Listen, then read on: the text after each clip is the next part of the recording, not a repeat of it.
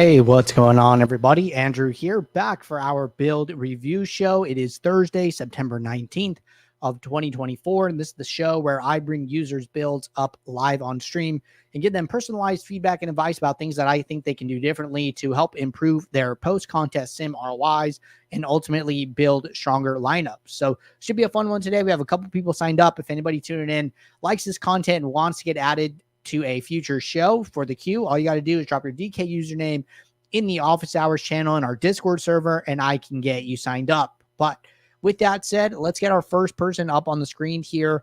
Looks like that is going to be a Mr. Maverick here, and we will get Maverick up and check out their NFL builds from earlier in the week. So let me get Maverick up here, and we will get rolling.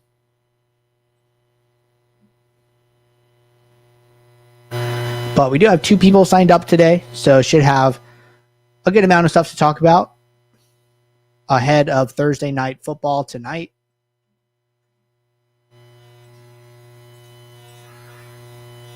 All right.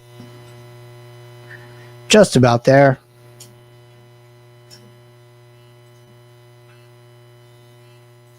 Cool.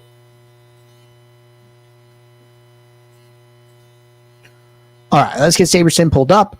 We have Maverick up on the screen. So let's go back to, there is Showdown tonight. So why don't we go and look at Maverick's Showdown lineups?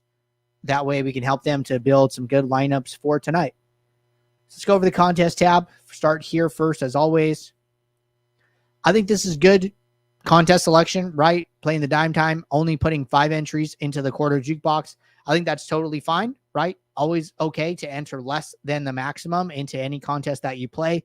So given that they put 20 entries into the dime time, let's go and start our review there.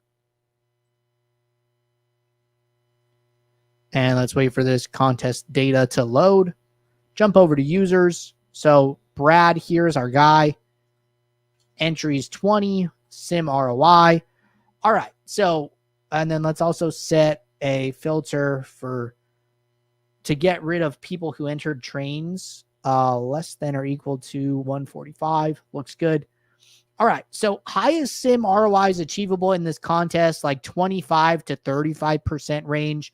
Brad is sitting at 12.5% sim ROI. So good news, right? First and foremost, they are positive sim ROI. Second is, there is a little bit of room for improvement. So how do we get Brad to get, closer to the top here, right? And that's where we're going to dive in and look for. So average salary looks pretty consistent with the other players in the contest.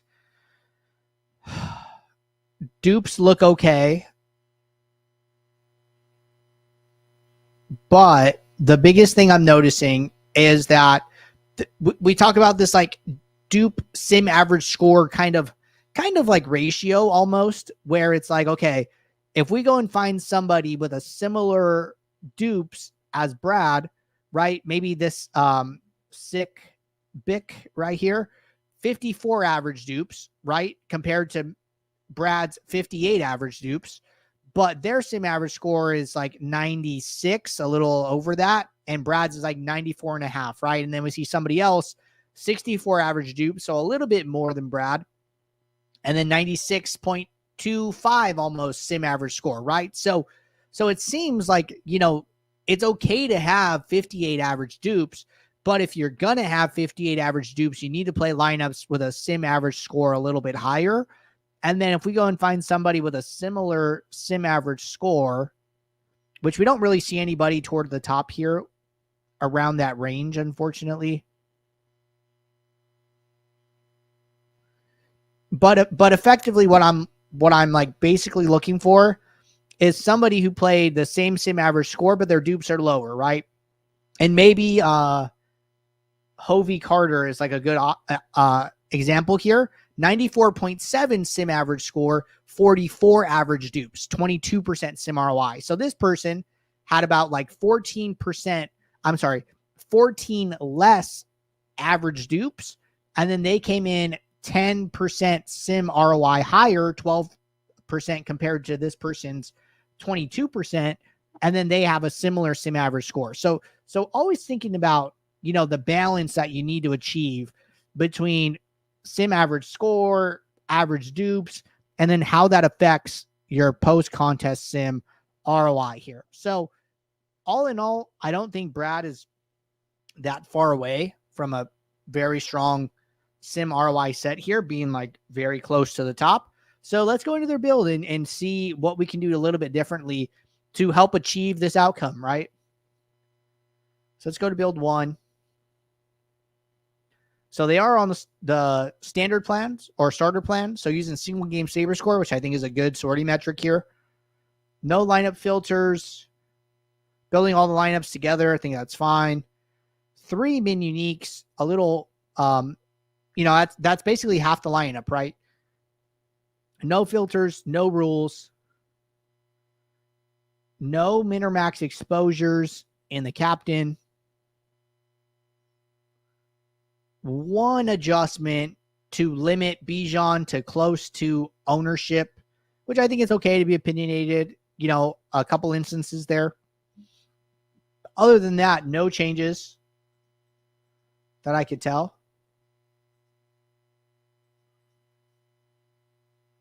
Small adjustment to match 5 stacks with the pool. I think that's okay. And then minimum salary 45K. So all in all, pretty hands off, right? We counted like a total of, I think, 3 adjustments here, right? The 5-1 min exposure, the Bijan Robinson adjustment, and then the 3 uniques, right? So the only thing I would probably change is if you're on starter, I would definitely adjust the average aggregate metrics.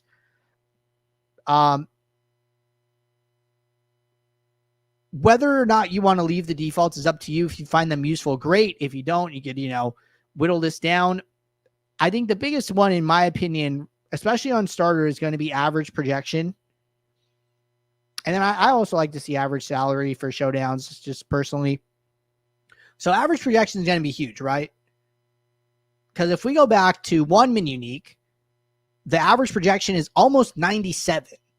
But then at 2 uniques, it's the same. And then at 3 uniques, it drops like a 1.5. This might be the 1.5 that we're missing in the sim average score results, right? So like, I would have much rather stopped adjusting at 2 uniques as opposed to going down to 3. But without this, variable, without this data point, you're not going to know that you're having that effect on your lineups, right? So average projection, aggregate metric, I think is really, really important, especially on the starter plan. The other thing that you could do here, I like the 5-1 min exposures, right? Like, less people are going to play 5-1s pretty much in general.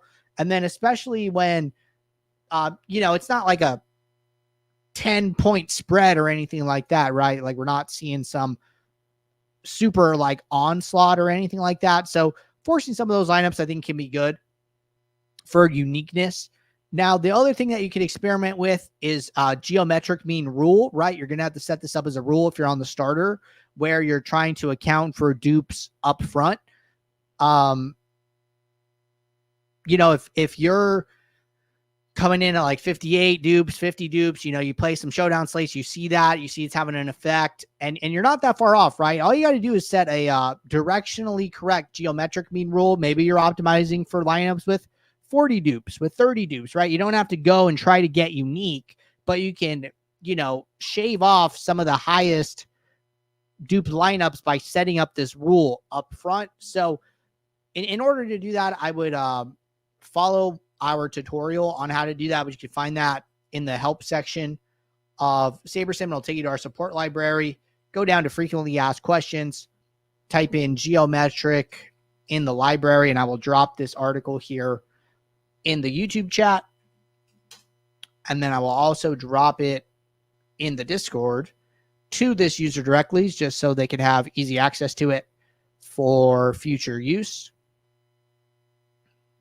And that'll be right here.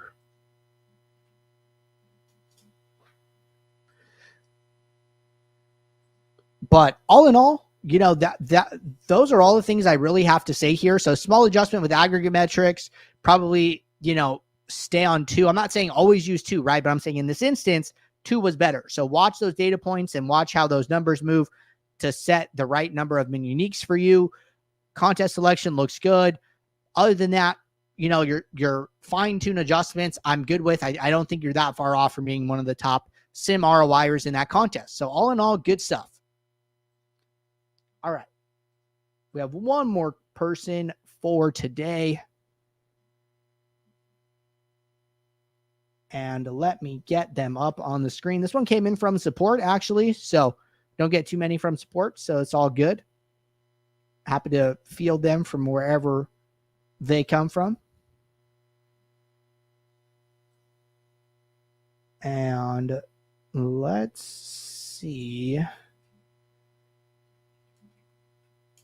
if I can find them, because I'm missing them right now.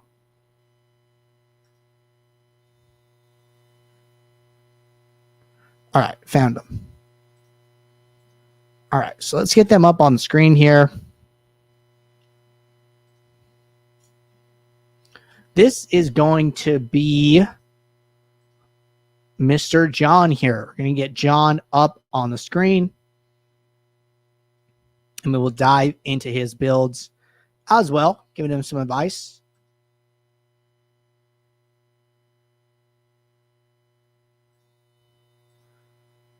So let's see the most recent slate that John played. Maybe Sunday main slate. No. Maybe some MLB earlier in this week. All right. So it looks like John's been playing MLB. And let me get him up on the screen. All right. So we're going to check out this MLB main slate from yesterday, giving him some advice prior to today's slate. So starting the contest tab, as always. All right. So playing 2 contests. Number 1, this contest selection isn't terrible. And it looks like John actually had a pretty decent day if this is indeed true. So congrats, John. But other thing here is that I would be mixing in some single entries and 3 max into this contest selection, right? So not only should you be playing contests under $3, but you should be playing a balance of single entries and 3 maxes as well as 20 max and 150 max. So if this was me, I would be taking some of the money from that I'm putting into the mini max and be putting it into like the $1 single entry, the $1 3 max, the $3 single entry, the $3 3 max, some of those other contests, right? So we recommend taking your bankroll allocation. Say you have $100 to play, playing $25 to $50 in single entries and 3 max, playing $50 to $75 in 20 max and 150 max. So all in all, contest choices are good. Let's just work on splitting up that allocation a little bit, but good solid day yesterday. All right. Interesting. I don't see a build here. Maybe the early slate. All right. So we're going to look at the early slate. I'm sure the contest selection principles still apply. And here we're seeing a little bit more, right? Seeing, 2 single entries, right? Would still like to see a little bit more. So not going to harp on it too much. But let's go into these builds. Okay, looks like lineups came from this build 1.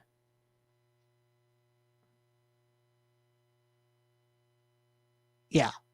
So it looks like their lineups came from here. Let's see what they're doing. Or actually, let's go to the contest tab and let's see how the lineups graded out. So probably look at the mini max here, $1 mini max.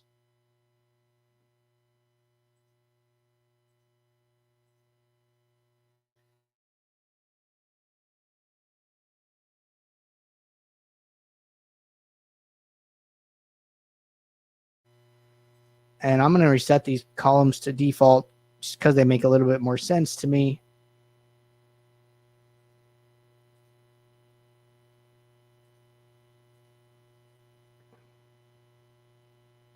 All right, so they entered 150. Sort by sim ROI. All right, so there is the mini max is like in general a tough contest to beat. We see a couple outliers as far as sim ROI goes, but aside from a few outliers here, it looks like single digit ROIs are probably the most achievable here. And Tanko is like right in that range, right? Like this is still a top 10 sim ROIer outside of the few people here that have very outlier outcomes. So I say that to say that this is a good set of lineups, right? There's nothing wrong with this set of lineups compared to the contest that we're viewing, right? Now, let's look at some of the things in here. Pretty low average salary compared to some.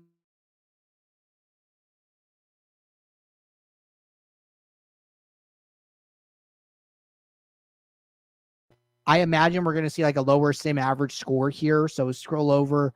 Uniqueness looks fine. It is a 3-game slate, so you might want to be a little bit attentive of it, but average dupes across the board still like 0. Their sim average score of 90, I think, is a little low. It's not to say you can't have a sim average score of 90, right? We see one other person at least here with that range, but it ends up being a little bit more of the exception to the rule than the rule. Like some of these highest sets, 94 sim average score, 96, 99. We even seen 89 creeping in here, but 92, 93, 92, 98, 92, 92, 91, 91, right? So I feel like lower sim average score sets are like outnumbered here, like 3-1 or something like that. So better to optimize a little bit higher there. Let's jump into this build, see what they did.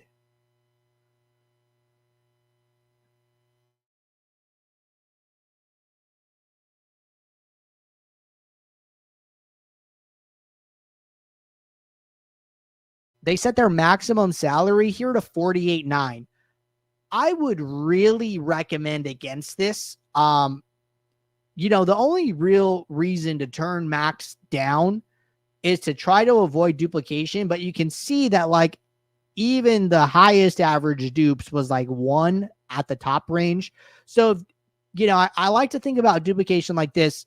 You shouldn't account for it until it smacks you in the face. So like if you are playing and you are winning and you are not being duplicated, you shouldn't start thinking about duplication. But if you're playing and winning and noticing that you are heavily duplicated, then I would start accounting for it. So I don't see any reason to lower max salary down from 50K to 48.9 on a 3-game classic MLB slate, even though there are high ownerships. So I would change that back to the default. If you want a lower minimum salary, probably okay. Probably still not even getting any that low anyways. Like if we come in and sort by salary ascending here, like let's see when you leave it to 30,000, what is actually the lowest salary lineup that you get. And the lowest is like 39.8, right? So even setting this to, and these projected scores are just so incredibly low. But it looks like there's actually a couple players in this lineup that didn't play. Like 3 players are missing here, right? So I don't know. Give them like 8 points each, 24. So like your projected score ends up being like 85 or something like that. But I wouldn't be optimizing for this scenario, right? Like I would leave minimum salary maybe like 40,000, 45,000 if you want, and leaving the maximum higher. So if default is like, I think the default is like 44,000 anyways. Yeah, minimum 44,000. I think this is a fine enough range, and I probably wouldn't mess with those. So that's my thoughts on that. No filters, no rules, 4 uniques. I would say, especially on like a small state like this, if you're going to use uniques, what I would be doing is I would be creating an aggregate metric that shows the average ROI and average projection of your lineup sets. So I forget what they were sorting by, but let's just go and use target ROI as an example.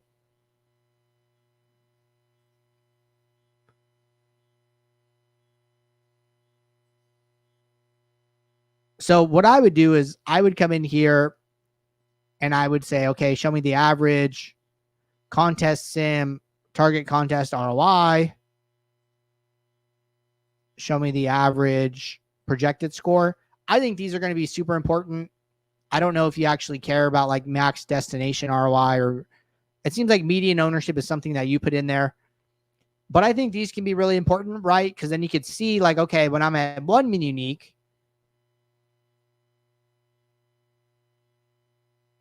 my average ROI is 63%. But then when I go down to 4,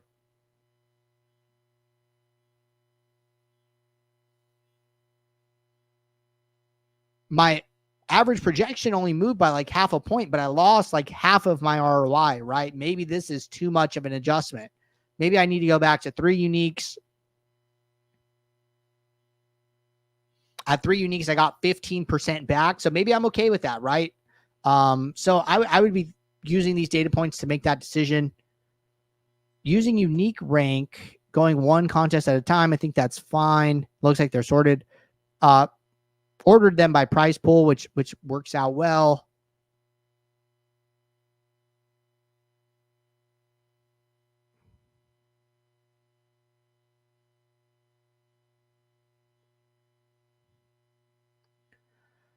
I don't love coming in here and just like Xing players out, because you basically end up taking like a huge stand against the player. So just like be careful Xing out players that are really high owned. If you want to be, neutral, if you want to be half the field, those are almost better stands to take than completely Xing them out, because you're just taking such a massive stand against this player. Lock Justin Steele. It's okay to have opinions. I mean, he was like 60% owned, so locking him isn't even 2x the field, so it's okay. No adjustments to team stacks and stack types. So all in all, big takeaways from me. Adjust this min-max salary, add in the average ROI and average projection aggregate metrics so you can better set your uniques, and just be really aware of Xing players out, especially at high ownership. And I would just encourage you to have a really, really strong reason for doing so. But overall, I think those adjustments will help out a bunch here. So good stuff. And I believe John is a newer player to the SaberSim ecosystem and already performing pretty well. So congrats, John. Hope this helps you to, improve your process from here on out. All right. See a couple questions here in the YouTube chat. We'll hit these really.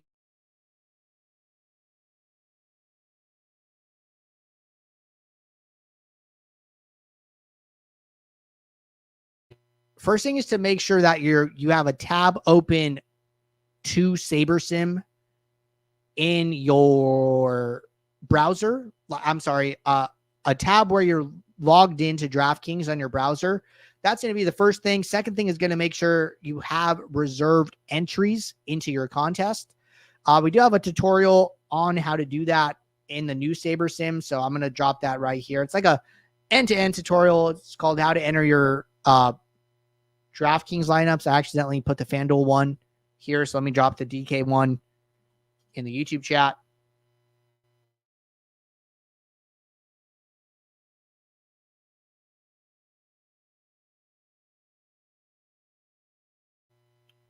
Building with baseline settings has Breece Hall with 0 ownership on tonight's slate. Should I manually adjust? I don't mind fading him, but no action on him.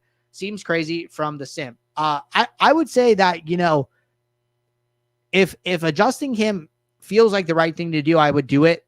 We kind of just talked about this with like the Randall Grichuk example, right? So like you go to today and we go to NFL, we go to, the slate. I would actually be really surprised if like we're just like full fading Breece Hall, because I've seen a lot of him in the builds that I've run. But it's kind of similar, right? Such a huge ownership, and to full fade him is a really big stand against him, right? Maybe you want to be half the field, right? So you set a minimum exposure to 17%, right? Maybe you want to be a third, or you set 12, right? So it's okay not to full fade somebody.